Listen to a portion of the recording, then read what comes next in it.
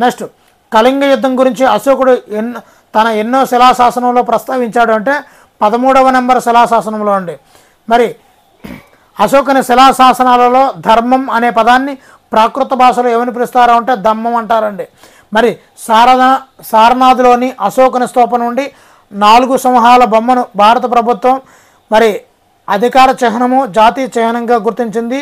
అది ఏ రోజు నుంచి అంటే 1950 జనవరి 26 తేదీన అండి. మరి ఈ జాతీయ చిహ్నంలోని 3 సింహాలు దేనికి ప్రత్యేకలు అంటే ఆలకి ధైర్యానికి అండి. ఆ అంటే అధికారము, ధైర్యము, ఆ అంటే ఆత్మవిశ్వాసం.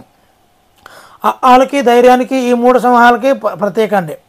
ఈ జాతీయ చిహ్నం కింద సత్యమేవ జయతే అనే వాక్యం మొండకోపనిషత్తు దీని నుంచి తీసుకోవడం జరిగిందండి. గుప్త వంశ రాజ్యానికి చెందిన రాజులలో మొదటి వారు ఎవరంటే మొదటి చంద్రగుప్తుడు అండి. గుప్తుల రాజధాని పాటలీపుత్రం అండి. గుప్తులు మౌర్యులు కూడా పాటలీపుత్రం అండి. మొదటి చంద్రగుప్తుడి తర్వాత రాజ్యపాలన చేసింది ఎవరు అంటే సముద్రగుప్తుడు అండి. ఈయనే త్రిసముద్రాధీశ్వర అంటారండి. మరి పశ్చిమ భారతదేశంలోని సకరాజులను జయించిన రాజు ఎవరంటే 2వ చంద్రగుప్తుడు అండి. మొదటి చంద్రగుప్తుడు సముద్రగుప్తుడు, 2వ చంద్రగుప్తుడు అండి. ఈ 2వ చంద్రగుప్తుడి కొలువులో ఉన్న 9 మంది పండితులను నవరత్నాలు అంటారండి. మరి నవరత్నాల్లో ప్రసిద్ధి చెందినటువంటి సంస్కృత కవి ఎవరు అంటే కాళిదాసు. మరి నవరత్నాల్లో నిఘంటు కర్త ఎవరంటే అమరసింహుడు అండి. అమరసింహుడు. నవరత్నాల్లో భవన నిర్మాణ ఇంజనీర్ ఎవరు అంటే శంకు. మనం ఇల్లు కట్టేటప్పుడు శంకు వేస్తాం కదా, అది.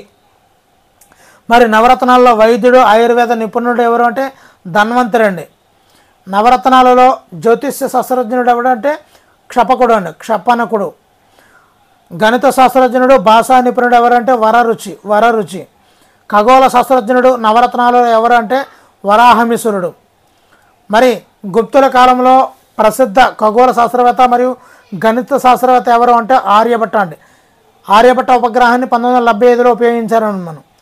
మరి గుప్తుల కాలంలో దేన్ని ఉపయోగించారంటే సున్నాను ఉపయోగించారండి. మరి చంద్రుని ఉపరితలం దేనిని కలిగి ఉంటుందంటే పర్వతాలు, మైదానాలు, గుంతలు. మరి వాతావరణంలో ఆక్సిజన్ శాతం ఎంత అంటే 21% అండి.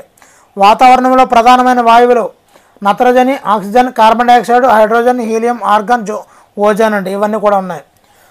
రాళ్ళు నేలతో కూడిన భూమి యొక్క ఘన బాహ్య పొరను ఏమంటారు అంటే శిలావరణం అంటారండి. మరి జలభాగాలన్నింటినీ కలిపి ఏమంటారు అంటే జలావరణం అంటారు. మరి సూర్యుని చుట్టూ తిరిగే చిన్న చిన్న రాళ్ళను ఏమంటారు అంటే ఉల్కలు అంటారండి.